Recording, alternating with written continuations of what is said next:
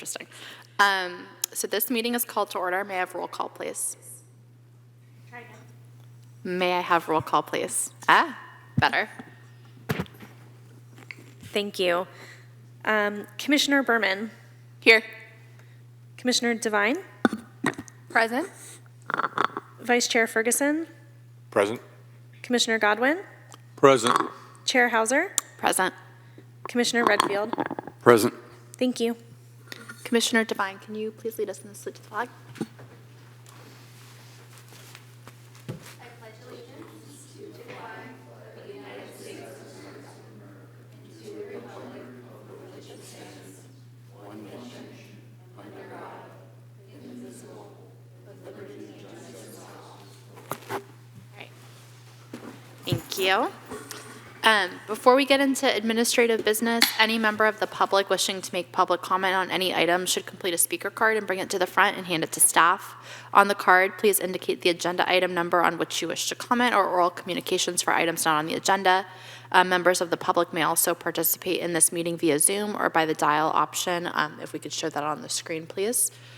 The phone number is 669-900-6833. Once dialed, please enter conference number 811-5615-8241 and press the pound key.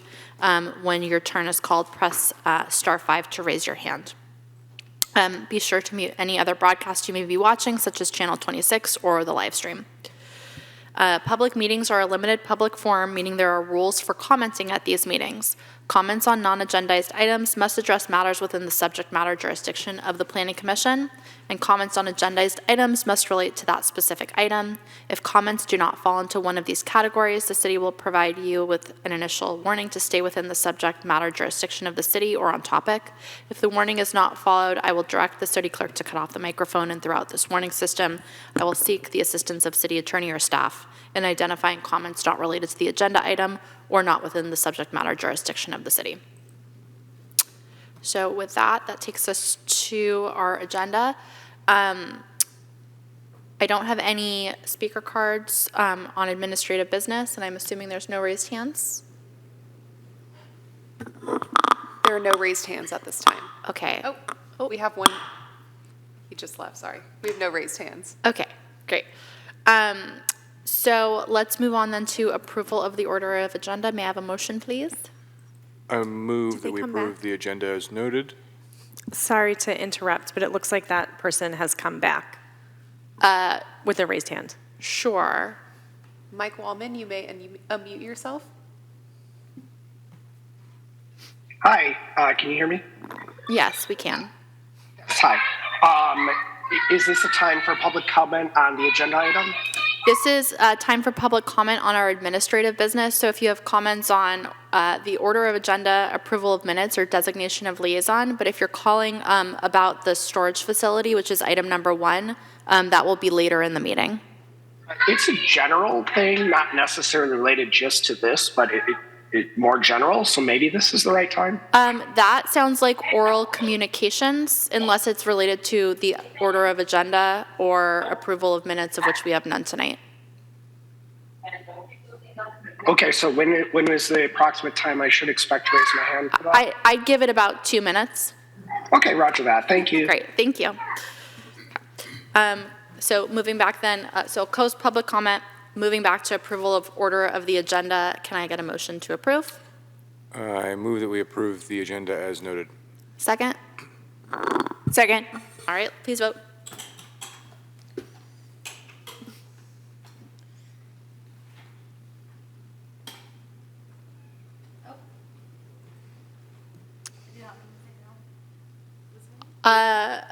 We can revote. Please. Okay, let's please vote again. Sorry. It's okay. All right, the motion passes unanimously, and that will take us to approval of minutes, of which there are none.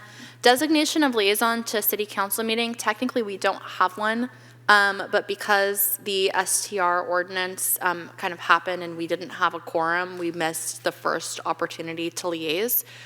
In an effort not to do that, since we don't have a time set for that next meeting, the STR meeting was continued with council, I'd like to designate both a liaison and a backup liaison now, and then if a future planning commission meeting is between the council meeting, we can look at this again.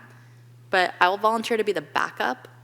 Does anyone want to be the liaison? Do we have the date of the meeting? No, that's why I'm the backup. And if neither myself or whoever is designated can make it, then we just won't have one. I'll volunteer, but Okay, thank you, I'll have Vice to Chair. know what date it is. To- but It's a total, yeah, we're going to try to make it work. So Director Updegrave, the Vice Chair, is our primary. I am the backup if he cannot attend. And then again, we'll revisit this when we have an actual date, if there's a planning commission meeting in the interim. And I will email you both when we have date. a tentative date. Great, Perfect. thank you. Thank you very much. Okay, so that concludes administrative business and takes us to oral communications. And I know we do have an oral communication, but I will just remind the public that this portion of agenda is available to the public to address the Planning Commission on any issue within our subject matter jurisdiction that's not on the agenda. Time allotted to any speaker will be 3 minutes. I do not have any speaker cards up here, so at this point I will go back to you, our speaker. Mike Wallman, you may unmute yourself. I just unmuted. Can you hear me?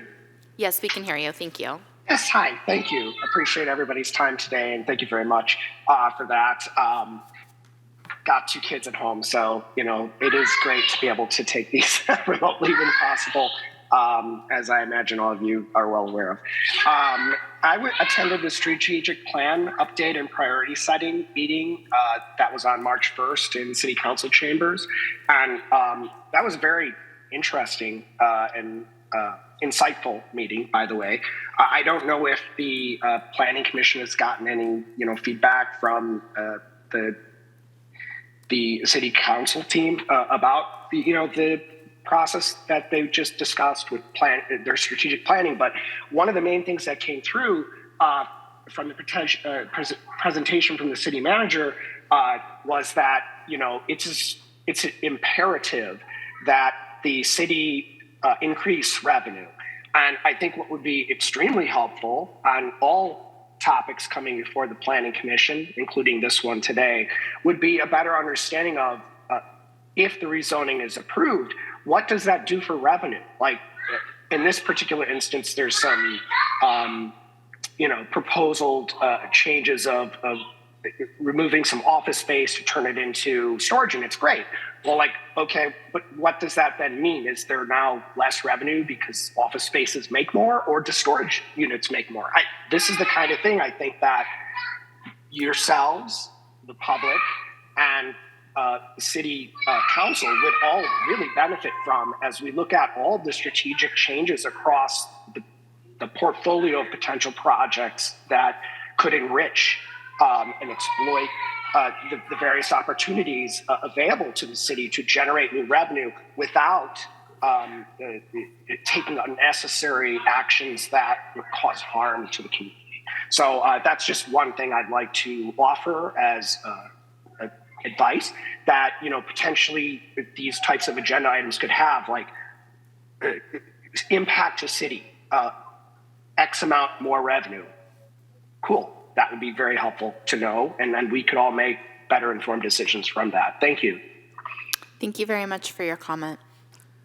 Do we have any other comments for oral communications? We have no more raised hands at this time. Okay. So with that, I will close oral communications. Excuse me, Chair Hauser? Yes. There are minutes to adopt. I'm not sure why they're not on the printed version, because they're on the online version and they were in the packet for October 21st and the January 21st meeting. Understood. So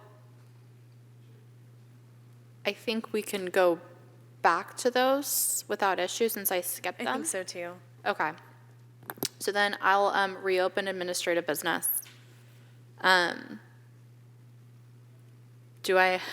would I take public comment on administrative? I mean, I don't think we're going to have it, but do I need to? It's probably better to just ask and see and take it if there is any. Okay. So I will re-ask if we have public comments on administrative business. Do we have any raised hands? There are no raised hands. Okay, and I still have no speaker cards, so I will close public comment, and we will go to the minutes. Can you tell me which page in the staff report we're on? Yes. I see. It's the fourth page. Okay. The October 21st minutes start on packet page 4. Okay. Oh, sorry. I mean the January 21st minutes start on packet page 4. Okay. So does anyone have comments on our minutes from January?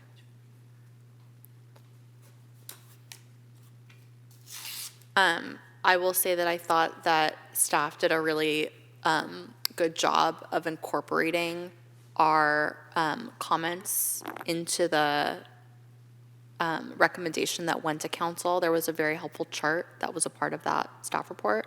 So I thought everything was captured nicely both here and in the resolution.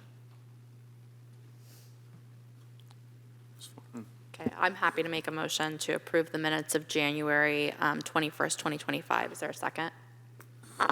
Second. Okay, please vote.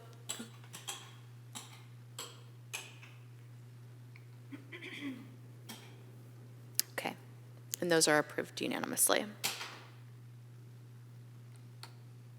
All right.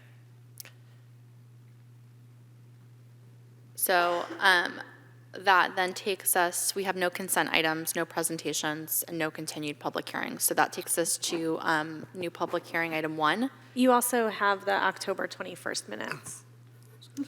Okay. Those start on page 44. Okay. I may have flip-flopped them from last week and this week. Okay. I move to approve the October 21st, 2024 meetings as noted. I'll second it. Okay, let's vote again.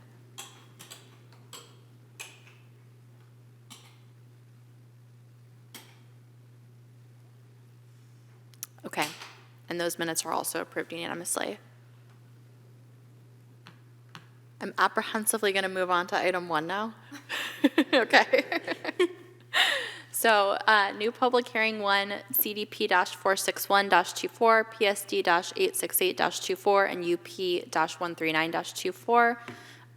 Coastal development permit, site development permit, and use permits to expand a storage facility up to a total of 58,962 square feet through a conversion of 5 commercial office spaces and a caretaker unit. May we have a staff report, please? Yes, thank you. Good evening, planning commissioners. My name is Jacob Garcia. I'm a contract planner for the city of Pacifica, and I'll be presenting to you virtually tonight.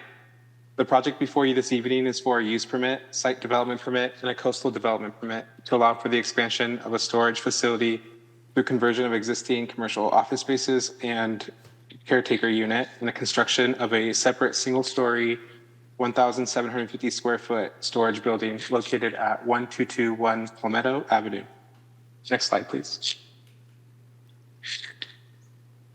Oh, I'm sorry. Can you see a presentation on your screen? Yes. I just realized that. Yes, since we I'm can, not Mr. sharing- Garcia. Thank you. Great, thank you. So the proposed site is located in the West Sharp Park neighborhood, which includes uses of commercial service, commercial and residential uses. The general plan land use designation for the project site is service commercial, and the 1980 LCLU land use designation is commercial. The site is located within the C3 commercial zoning district. So to be approved, the proposed project requires Planning Commission approval of 3 entitlements this evening prior to the issuance of a building permit. The first is a use permit pursuant to City Municipal Code Section 9-4.1202I, which is to expand and establish a storage facility on C3 zoned lot that abuts a residential district.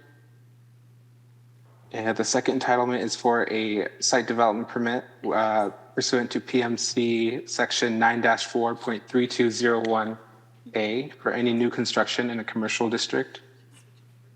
And the third entitlement is for a coastal development permit pursuant to PMC section 9-4.4302Z6 for development that involves the construction, reconstruction, demolition, or alteration of the size of any structure, including any facility of any private, public, or municipal utility. Next slide, please. Starting first with the, excuse me. I'm so sorry. Starting first with the existing site plan as seen on your screen. The project site is a 47,182 square foot developed lot, which is relatively flat and located between Palmetto Avenue and State Route 1 at the rear. The site currently includes two buildings. Building A, which is west to the at the front of the property, the two-story building that consists of 9,624 square feet and includes storage units, 5 office spaces, and a caretaker unit. Building B, which is to the east and at the top of your screen at the rear of the property, is a 3-story building consisting of 47,588 square feet and includes storage units and 3 office spaces. Next slide, please.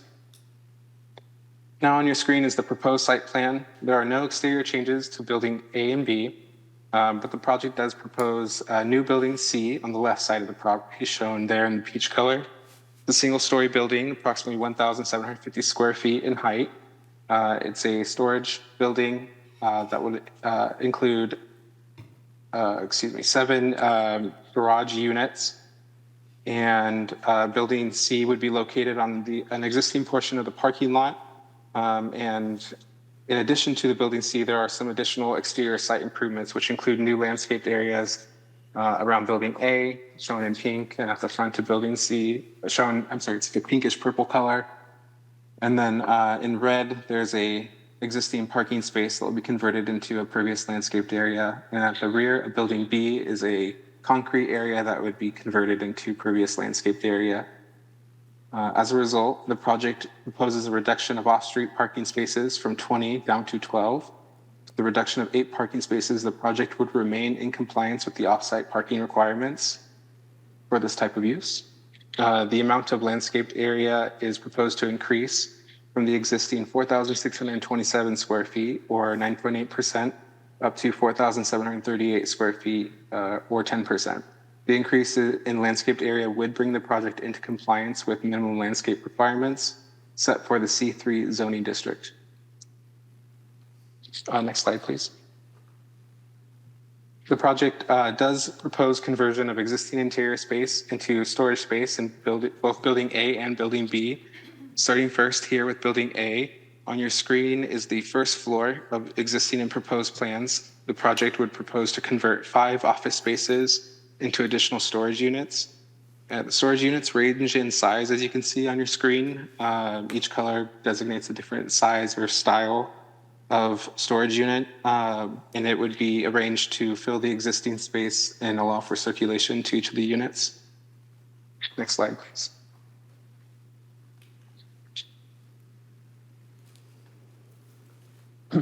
Next slide, please.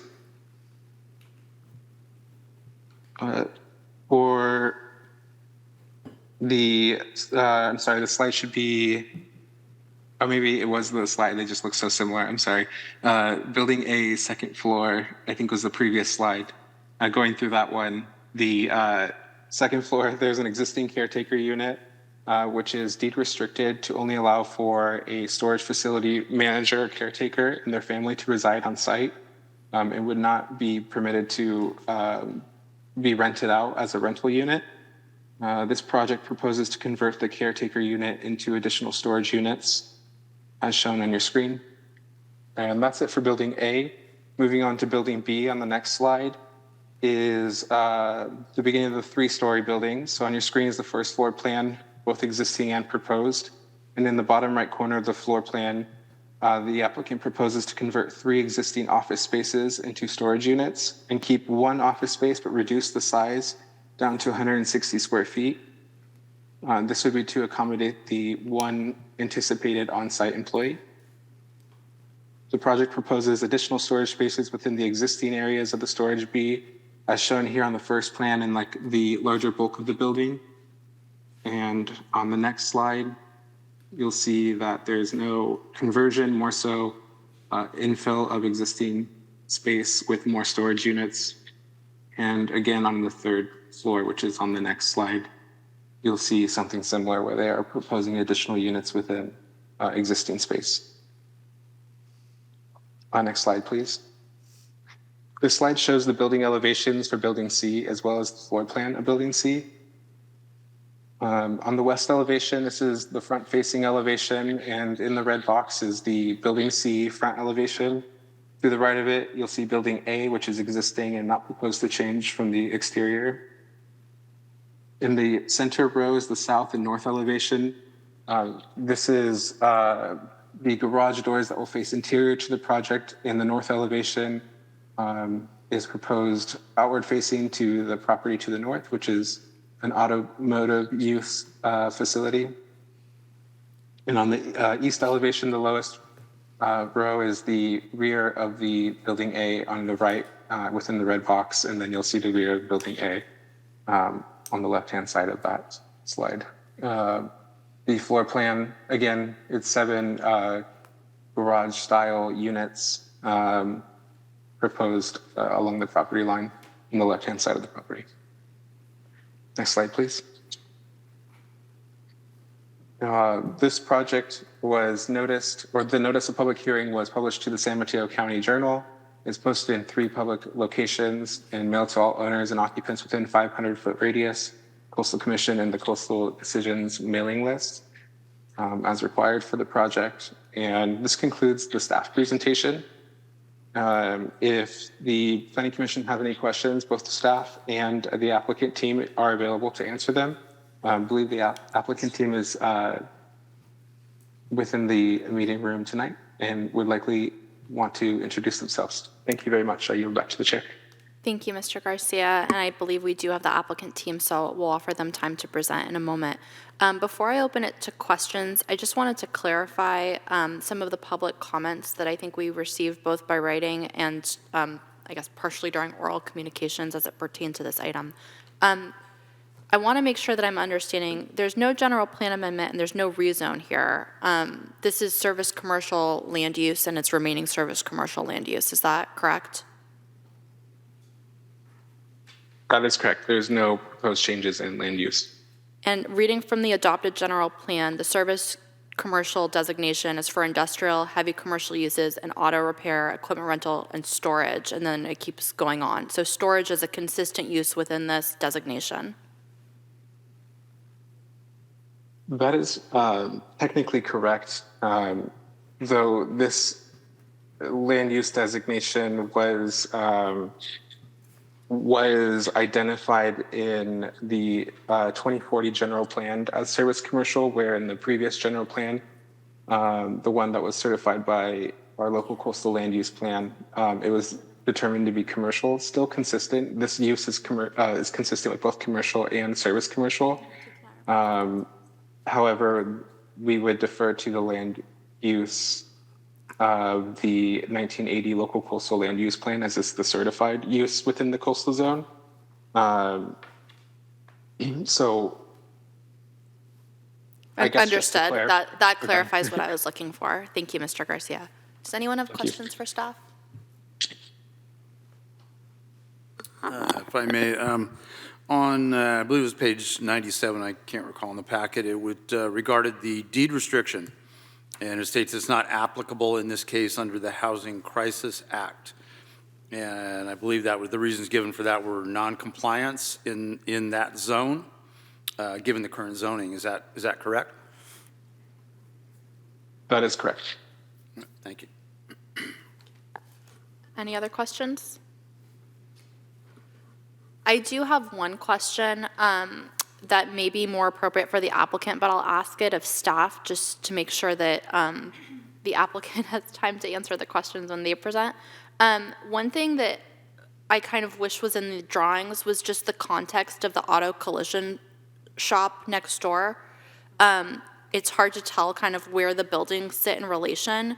Am I correct in assuming that the setback of the new building is at the same frontage line or the same build-to line as the auto collision shop or further back? And the reason I'm asking is I'm trying to figure out who's going to be looking at the north elevation. And if the answer is nobody because it's next to a building, that's helpful. The applicant may be able to speak more clearly to this. Okay. Yeah, I think that would be. Okay, I'll defer that question then. With that, I think the applicant team is here. I'm not sure if you have a presentation, but if you do, you have 10 minutes, and you may come up and introduce yourselves.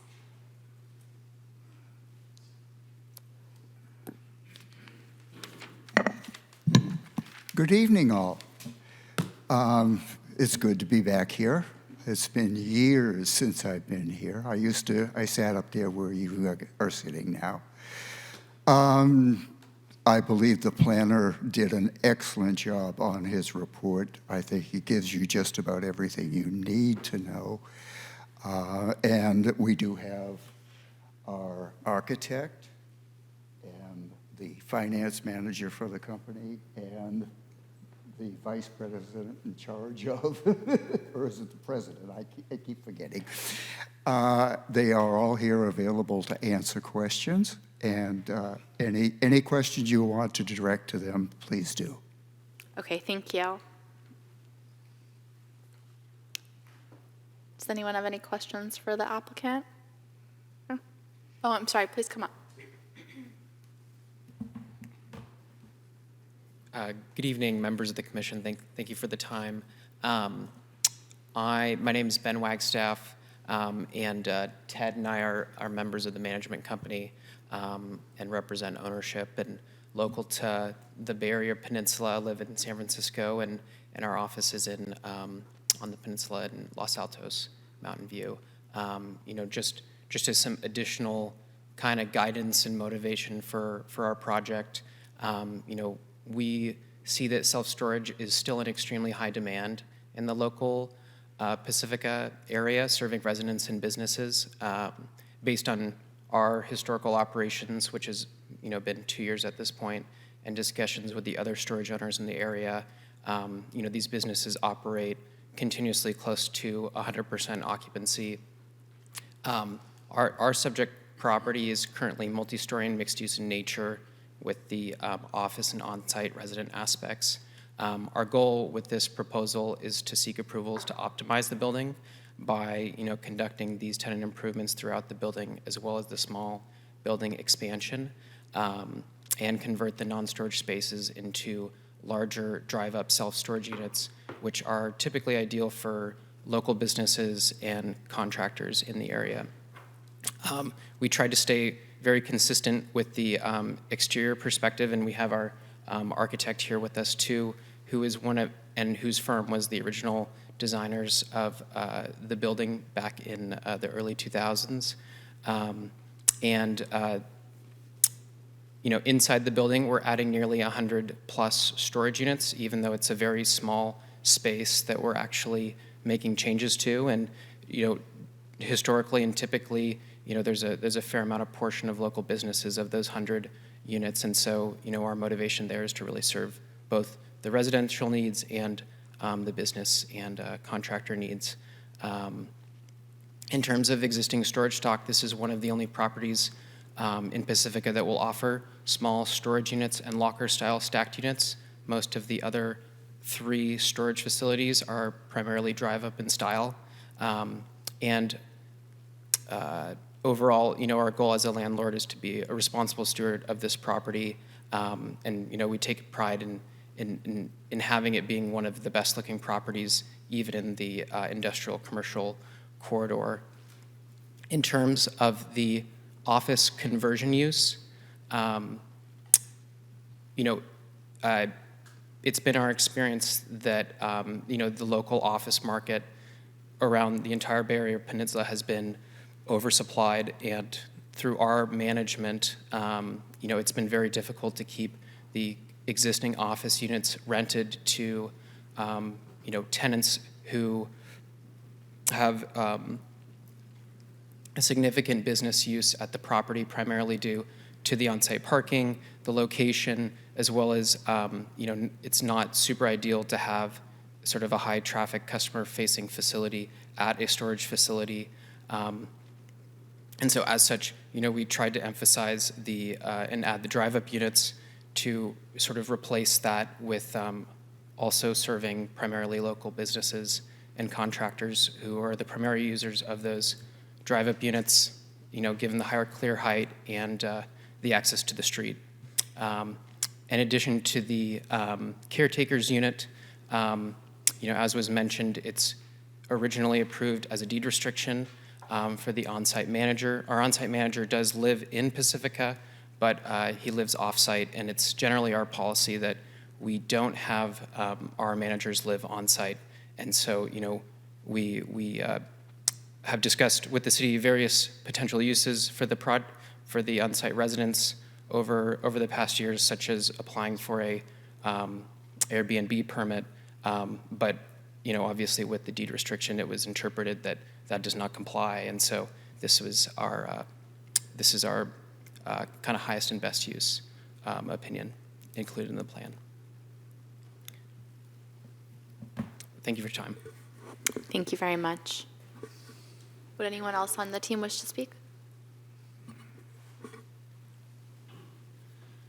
Hi, good evening to the commission. I'm Bill Gutzel with CJW Architecture. Again, as Ben mentioned, we were the original designers of the buildings that are there. And the new building that we have, which again is a relatively small addition to the site, 1,750 square feet, is again designed in concert with the existing facilities on site. To your comment, I wonder if we might be able to go back to one of the slides. I think that aerial view might be able to illustrate who's seeing the north side of the building there. That's probably the best thing to see. And by the way, while we're looking for that, I'd like to say that I think that Planner Garcia did a wonderful job in assessing the entire project. I think he's hit every point, parking, impervious surfaces, space additions, ordinances, and compliance with all the ordinances in the area here. So let's see. So what we're seeing here is this front upper left-hand corner here of the property is where the new building is going to go. And directly across or behind that is a building that is there that is the auto repair facility. And so that building backs up to our building as well. By my very crass Google measurement, it's about 20 feet from back of walk to the face of that auto collision building. Right. And the primary building that's currently on the site is obviously closer to the back of walk. What's the delta in your estimation? It doesn't have to be exact, but is it 5 foot proud of the other building? What's the? It's very close to being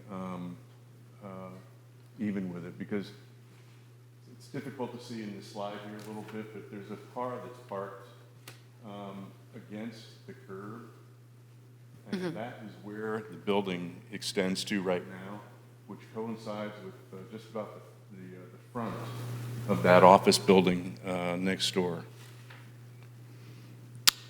Okay. So in other words, the landscape area that's to remain, Yes. that width and a little bit of one of those parking spaces is essentially how much you're setting back from the back of walk. That's correct. And it's just a little bit in front of the auto collision. That's Okay. correct. Yeah. Okay.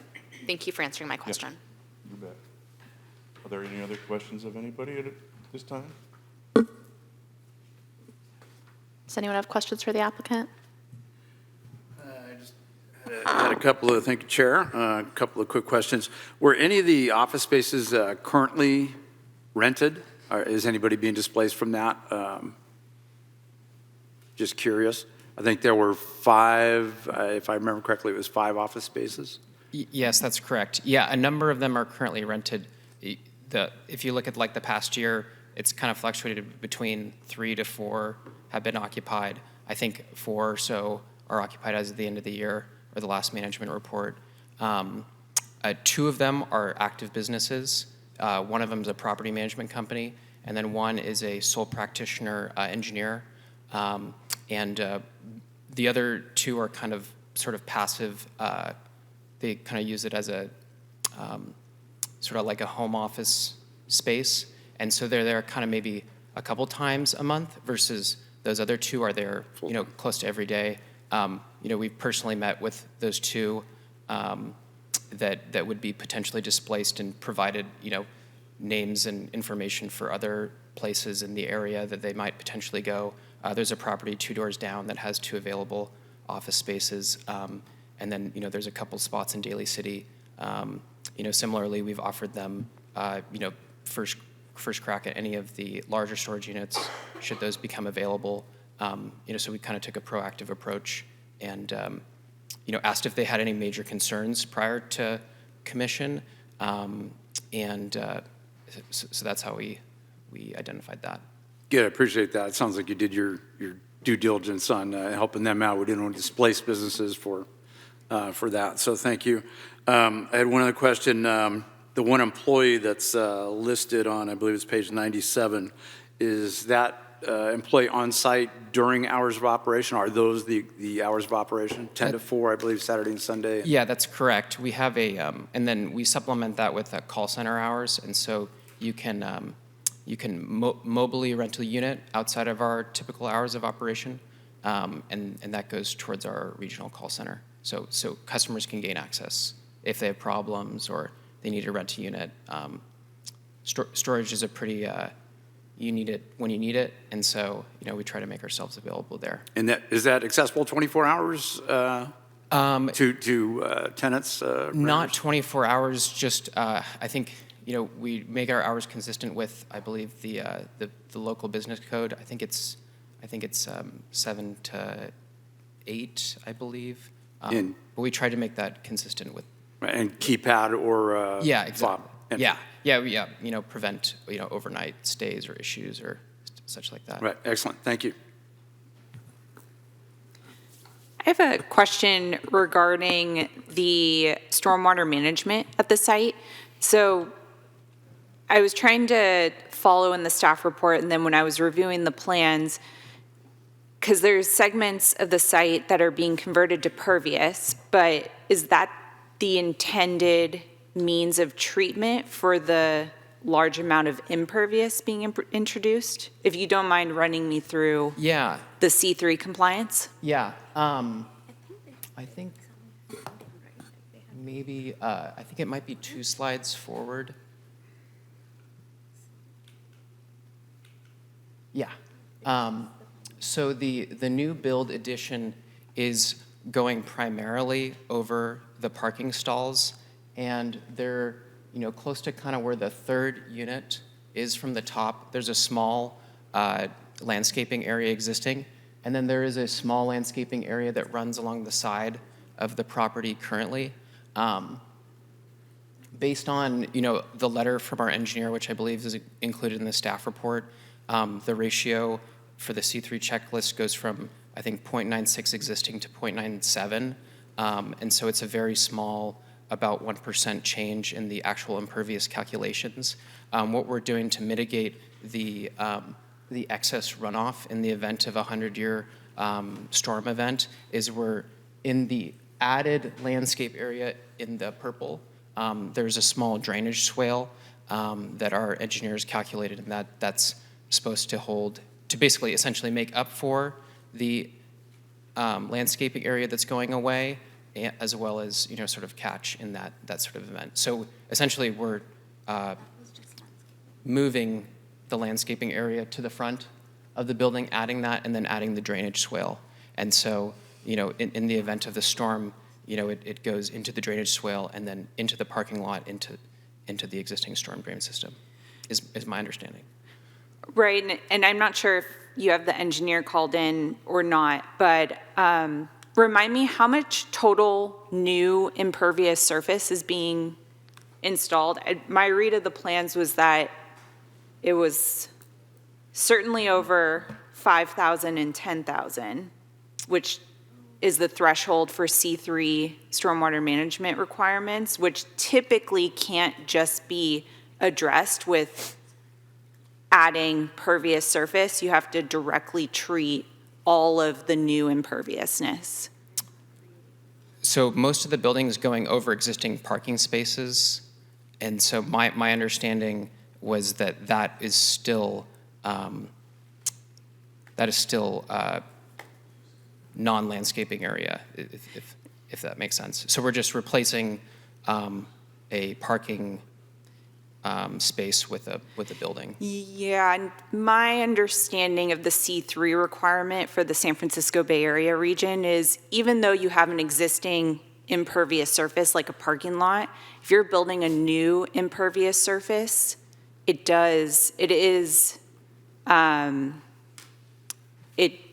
counts towards the threshold of what needs to be treated for C3. I don't know if Planner Garcia is available to advise. To reiterate, the building that is being built is 1,750 square feet is all. So we're not approaching anywhere near the 5,000 or the 10,000 square foot limit. And as I recall, the total impervious on the site is increasing by a nominal amount. Okay, so that actually goes back to one of my original questions. So how much is the total new impervious surface being built? Because what I'm looking at is on the plans sheet A-1.1, and it's rev clouded, so it kind of stands out, but it lists proposed impervious, perhaps this just means total site-wide, is 42,444. That's correct. And the existing, the pervious calculation, which we brought up to comply with the 10% requirement, which it did not comply with previously. So we brought it up to the 10% impervious requirement of 4,700 square feet, which is in the pervious calc box here. Sure, for the zoning requirement. Right. But for the C3 threshold, I guess the foundation of my question is, how much total new impervious surface is being built? And it sounds like it's under 5,000 square feet. Correct. That answers my question. You bet. Thank you. Thank you. And Commissioner, through the chair, the applicant did provide a technical study as attachment F, and on packet page 123, I believe this addresses your question as well, with the statement that the addition of a new building, the impervious area in the proposed condition will increase to 14,761 square feet. About 633 square feet would be pervious area. And they noted that the total impervious area added or created is less than 5,000 square feet, and such the project is not subject to current C3 regulations. Great, yes, thank you. I see that now, and the architect did answer my question. So we're under the threshold. My concerns are remediated. Thank you. Any other questions for the applicant before we go to public comment? Okay, thank you. All right, if we could put the phone number back on screen. I don't have anyone in the audience, and I don't have any speaker cards, so I'm going to go directly to Zoom and the phone. Please be reminded that folks have 3 minutes to make their public comment, and if you're dialed in by phone, press *5 to raise your hand. Do we have any raised hands? Mike Wallman, you may unmute yourself. Hi, this is Mike. Can you hear me? Yes, we can hear you. Awesome, thank you. So this question would be to the applicant, I guess, and the others in general. So given the one grandfathered unit, how does the applicant intend to mitigate the loss of one housing unit in the city here. And given we have a mandate to dramatically increase housing, especially within the target area of Sharp Park. I live in Sharp Park, District 2, right across from IBL. Perhaps there could be some manner by which the applicant could address this by investing in the Sharp Park special zone and perhaps acquiring and developing a multi-unit property there. Thank you. Thank you very much. Do we have any other raised hands? There are no more raised hands at this time. Okay, so with that, I will close public comment, and then I'll just say kind of generally that part of the way the Planning Commission works is that we are not allowed to answer questions. There's not a conversation or engagement that we can have, but the commissioners did hear the question and could potentially re-ask it to staff or the applicant, if anyone would like. Commissioner Devine? Yeah, I think this is, when we talk about taking away any sort of residential spaces in town, I think that this is a natural inclination for people to express concern. So considering the space restrictions on this lot, I would love to ask the Mr. Garcia to express his thoughts on that even being a probability. Mr. Garcia, if you wouldn't mind answering that question.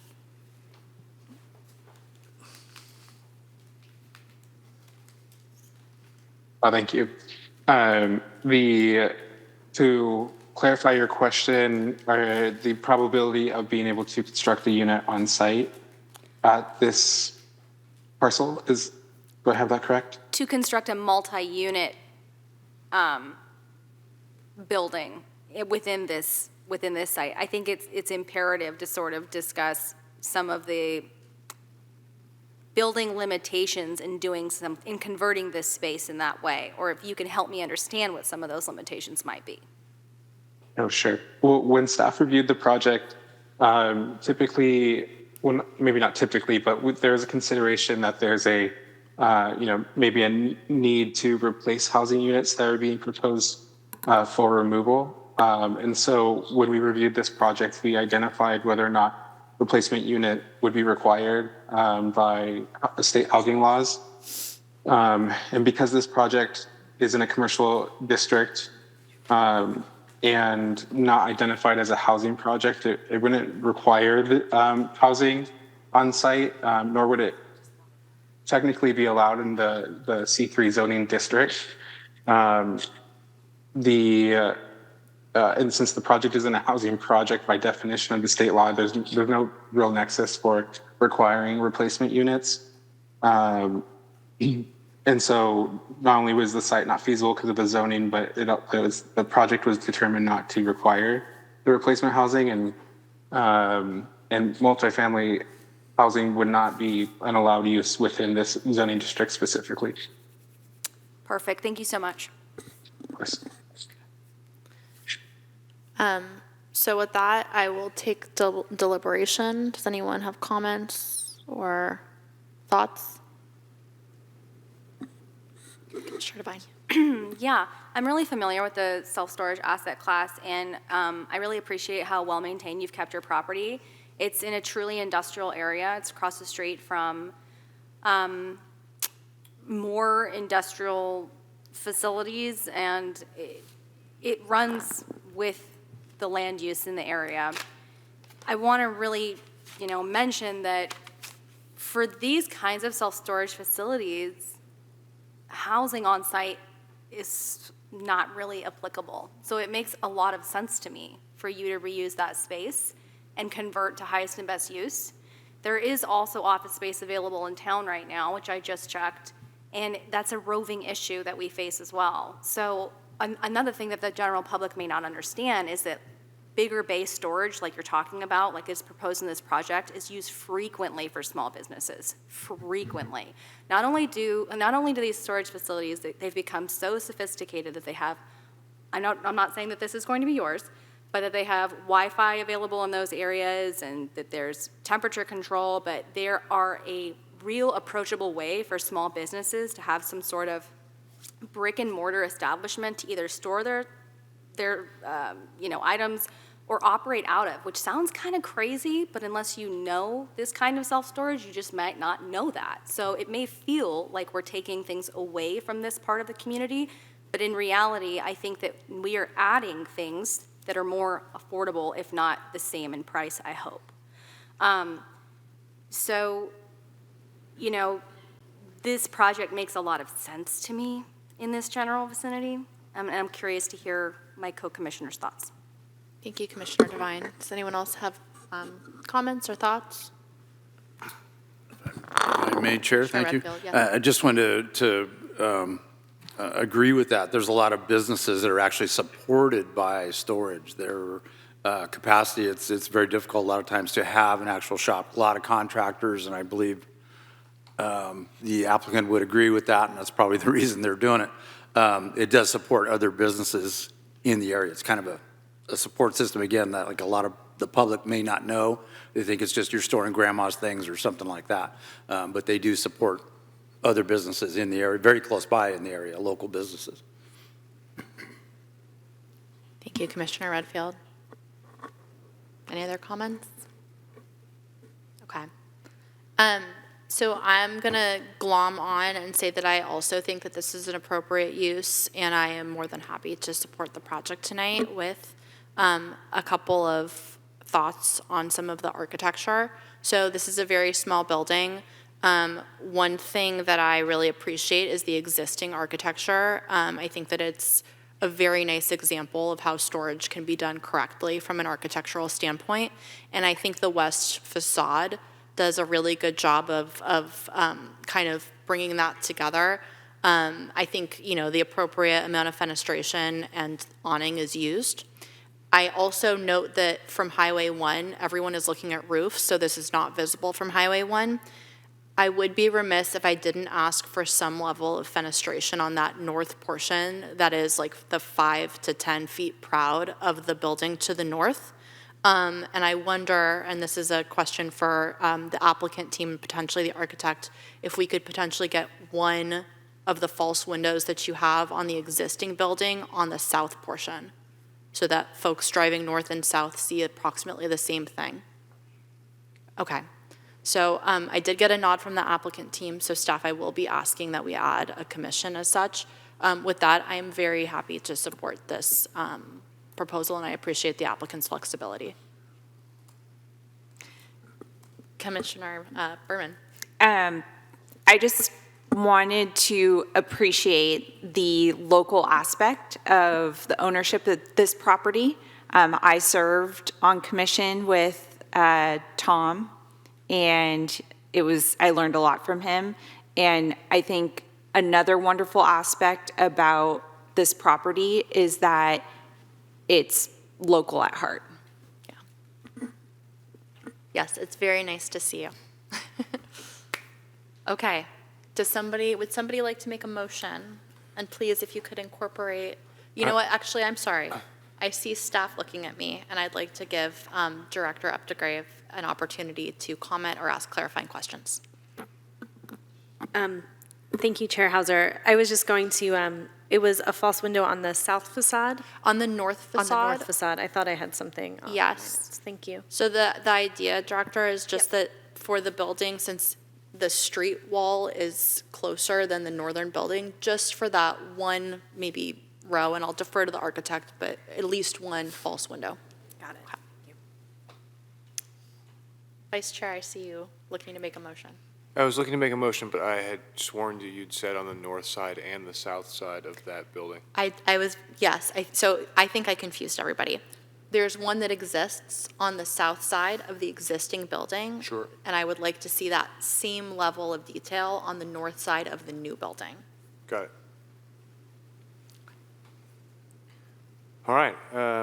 I move that the Planning Commission find the project is exempt from the California Environmental Quality Act and approve use permit UP-139-24, site development permit PSD-868-24, and coastal development permit CDP-461-24 by adopting the attached resolution, including conditions of approval as we've just discussed with false windows on the new north facade, and in Exhibit A, and incorporate all maps and testimony into the record by reference.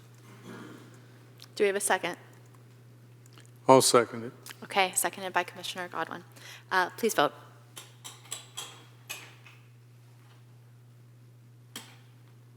Congratulations, that vote passes unanimously.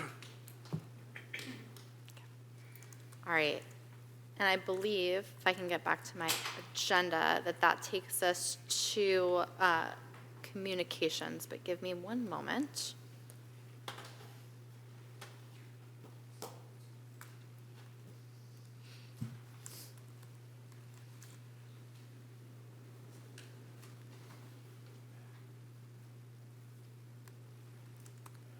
All right, so commissioners, does anyone have a communication?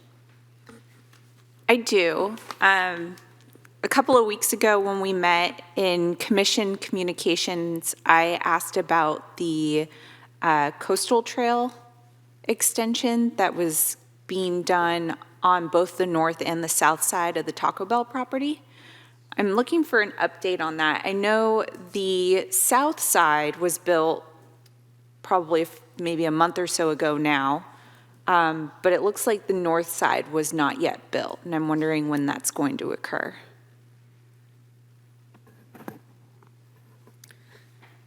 Thank you, Commissioner Berman. I forgot to get that information for you. I will just own that, and I will get that information for you tomorrow, email you, and be sure to follow up in staff communications at our next meeting. Okay, great, thank you. Yeah, sorry about that. Okay, thank you. Then I'll move it on to staff communications. Thank you, Chair Hauser. I have just a couple. I will send a follow-up email, but the AB 1234 Ethics and Brown Act training is scheduled for Tuesday, April 15th from 6 to 8 p.m. here in Chambers. So I will go ahead and send that to you. There is an online version available if someone's not able to make it to that training. Also, just a reminder that the Form 700s are due by April 1st. So you should have received an email. If you have any questions about it, the city clerk, Sarah Coffey, is the contact, but please feel free to reach out to me and I can connect you if you're having any issues. Looks like we will be getting a new planning commissioner. The city council held interviews for all of our vacancies in our commissions and committees last week, and will be making their appointments at one of our March meetings. So more to come on that.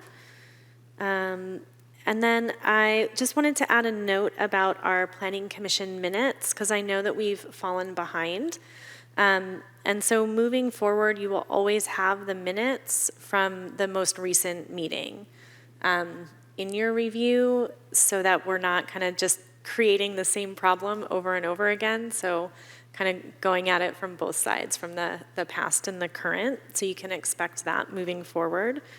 And then if you need to be absent for any reason, if you could email me and copy Chair Hauser, that way we can just always know if we have a quorum or keep a handle on what's going on. I know there's been a lot of shifts in the department, but I'm now the permanent staff liaison.